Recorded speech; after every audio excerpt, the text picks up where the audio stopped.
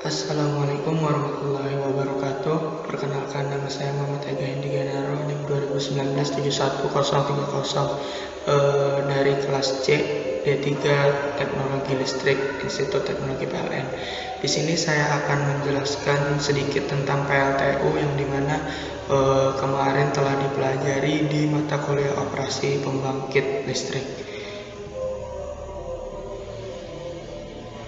Nah, apa sih pembangkit listrik itu? Nah, di sini pembangkit listrik itu adalah sebuah bagian dari alat industri yang dipakai untuk memproduksi dan membangkitkan tenaga listrik. Nah, dari berbagai sumber tenaga, misalkan PLTU, PLTA, PLTS, ataupun PLTG. Kemudian, apa itu PLTU? Nah, PLTU sendiri adalah merupakan pembangkit yang mengandalkan energi kinetik dari uap untuk menghasilkan energi listrik. Bentuk utama dari pembangkit listrik jenis ini itu adalah generator yang dihubungkan ke turbin yang digerakkan oleh tenaga kinetik dari uap panas atau kering. Jadi pembangkit listrik tenaga uap itu menggunakan berbagai macam bahan bakar, yang terutama ada batu bara, minyak, serta MFO, Marine Fuel Oil, untuk start awalnya. Nah, salah satu PLTU terbesar yang ada di Indonesia itu yaitu PLTU Paiton di Probolinggo, Jawa Timur. Lalu apa aja sih komponen-komponen yang ada di PLTU? Dilihat dari gambar ini telah diberikan nomor-nomor pada komponen-komponennya.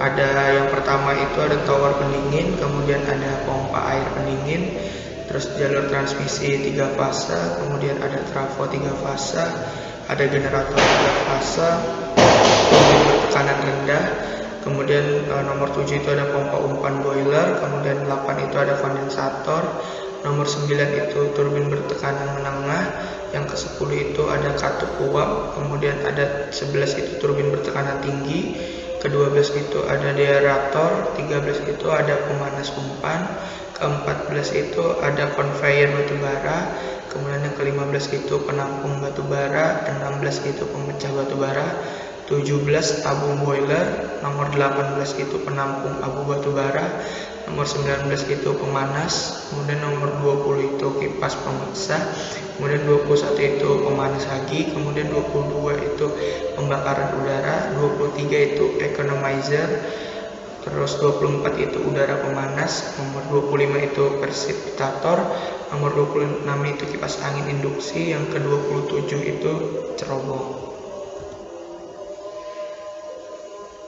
Nah, ada beberapa komponen utama pada PLTU. Yang pertama itu boiler, yang dimana fungsi dari boiler ini untuk mengubah air menjadi uap panas yang akan digunakan untuk memutar turbin. Kemudian ada turbin uap yang berfungsi untuk mengkonversi energi panas yang dikandung oleh uap tadi menjadi energi putar atau energi mekanik. Nah, poros turbin ini dikoppel dengan poros generator sehingga ketika turbin berputar, generator juga ikut berputar.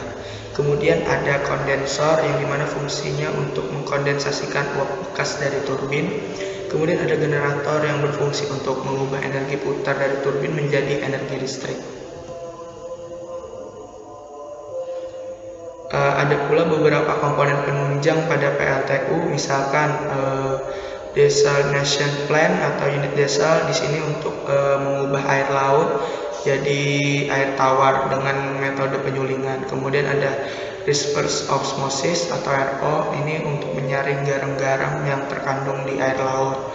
Kemudian ada demineralizer plant, biasanya untuk menghilangkan kadar mineral atau ion yang terkandung dalam air tawar.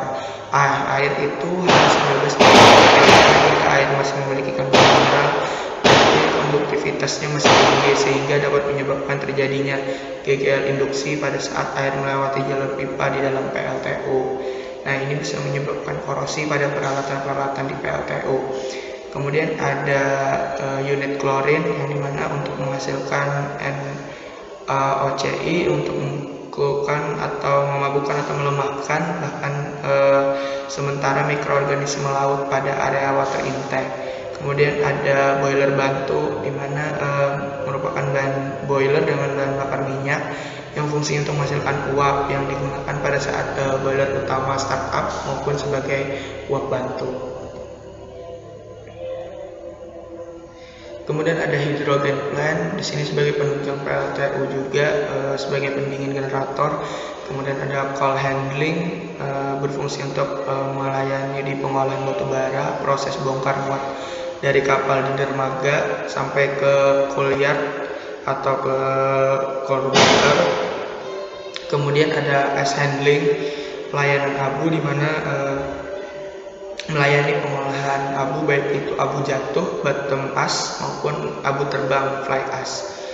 Kemudian dari tiap-tiap komponen dan peralatan penunjang juga dilengkapi dengan sistem dan alat bantu yang mendukung kerja. Gangguan atau malfunction dari salah satu bagian utama menyebabkan terganggunya seluruh sistem PLTU. Oke, selanjutnya proses konservasi energi di PLTU. Jadi proses konversi energi PLTU itu berlangsung melalui 3 tahapan. Yang pertama itu ada energi kimia dalam bahan bakar diubah menjadi energi panas dalam bentuk uap bertekanan dan temperatur yang tinggi. Kemudian ada energi panas uap diubah menjadi energi mekanik dalam bentuk putaran. Terus yang ketiga itu energi mekanik diubah menjadi energi listrik. Nah, prinsip kerja PLTU ini ada diagram singkat dari prinsip kerja PLTU.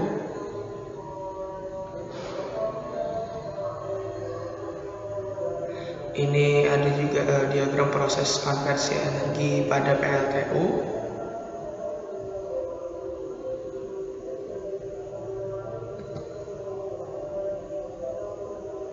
Nah, ini skema diagram PLTU.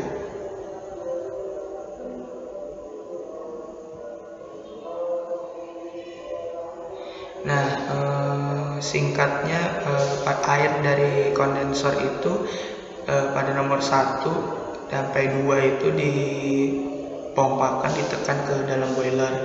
Kemudian dari nomor 2 sampai ke nomor 3 itu air menerima energi panas di dalam boiler, berubah menjadi uap panas.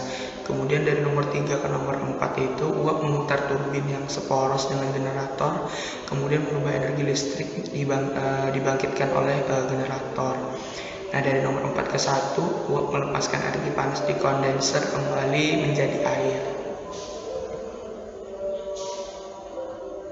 Nah, PLTU sendiri mempunyai beberapa keunggulan. Yang pertama itu dapat dioperasikan menggunakan berbagai jenis bahan bakar, padat, cair, dan gas. Kemudian dapat dibangun dengan kapasitas yang bervariasi. Terus dapat dioperasikan dengan berbagai mode pembebanan, kontinuitas operasinya yang tinggi, usia pakai atau lifetime-nya relatif lama, efisiensi tinggi dengan menggunakan waste heat utilization. Hasil pembangkitan steam dapat digunakan untuk proses produksi. Kemudian biaya bahan bakarnya akan lebih murah, terus biaya pemeliharaannya juga lebih murah. Nah, kerugian atau kekurangan dari PLTU sendiri, yang pertama itu sangat tergantung dari bahan bakarnya. Kemudian tidak dapat dioperasikan tanpa pasokan listrik juga dari luar. Kemudian memerlukan tersedianya air pendingin yang sangat banyak. Nah, terus investasi awalnya itu lumayan sangat mahal, menghasilkan polusi udara, kemudian membutuhkan penanganan air umpan yang akan masuk ke dalam boiler. Terus menghasilkan limbah batu bara yang memerlukan penanganan khusus, terus membutuhkan area yang cukup luas, dan start awal itu membutuhkan relatif yang lama, jadi tidak bisa langsung. Nah, di sini saya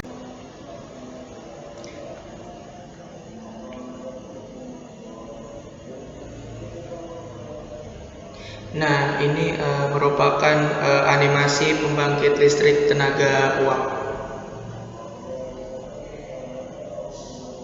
Pembangkit listrik tenaga uap ini menggunakan batu bara sebagai bahan bakar utamanya.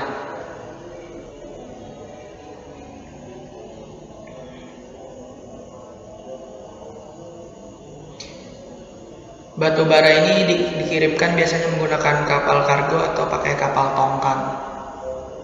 Nah, setelah batu bara diterima di dermaga, kemudian disalurkan melalui conveyor belt ke storage area.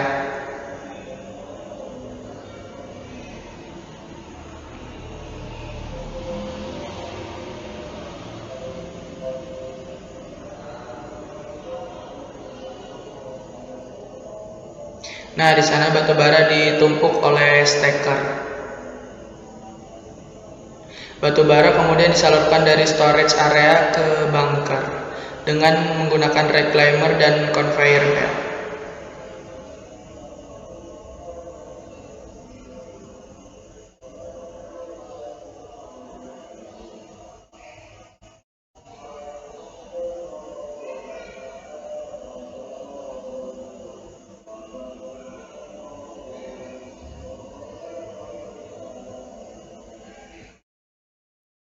Nah, batu bara di sini dibawa oleh conveyor.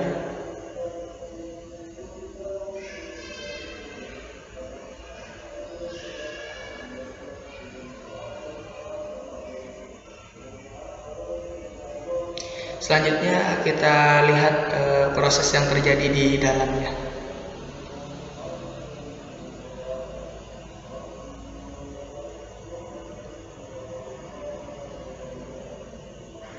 Dari bunker tadi batu bara dialirkan ke pulverizer, digiling hingga menjadi bubuk yang sangat halus. Tepung batu bara lah istilahnya.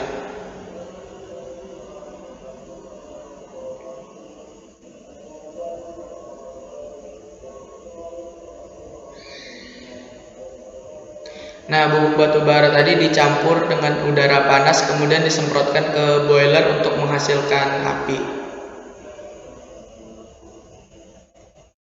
Nah, di dalam boiler pembakaran dilakukan dengan konsumsi batu bara untuk menciptakan panas pada suhu yang paling tinggi. Sisa pembakaran batu bara dikumpulkan untuk dijadikan bahan konstruksi jalan.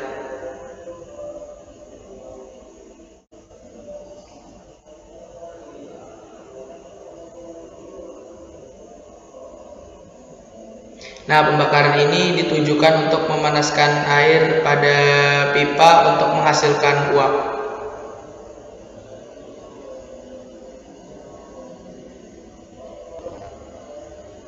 Nah, uap inilah yang dialirkan ke dalam turbin. Nah, pada turbin yang pertama, uapnya memiliki suhu dan tekanan yang paling tinggi. Kemudian pada turbin yang kedua, uapnya memiliki suhu dan tekanan menengah. Kemudian pada turbin yang ketiga, uapnya memiliki suhu dan tekanan rendah.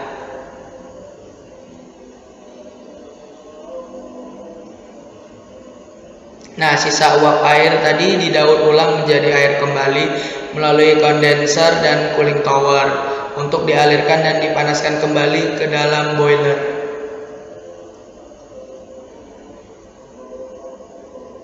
Nah, uap air pada turbin ini menghasilkan perputaran yang terhubung pada generator di ujung turbin.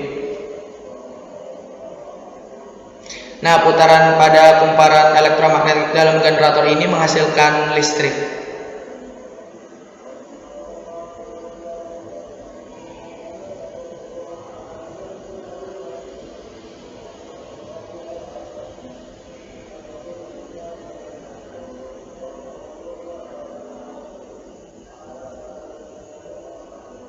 Nah, listrik ini kemudian dialirkan ke step up transformer untuk dinaikkan voltasenya.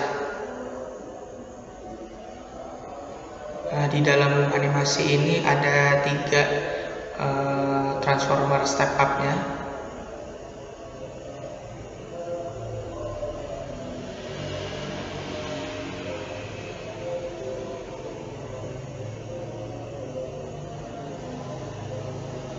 Nah, listrik inilah yang akan didistribusikan ke masyarakat melalui tower-tower dan tiang-tiang listrik.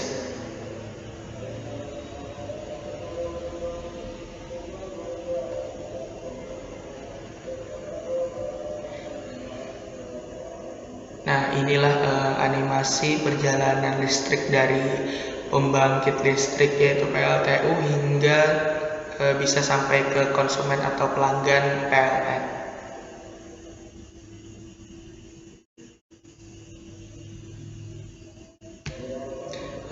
Mungkin sekian yang bisa saya sampaikan.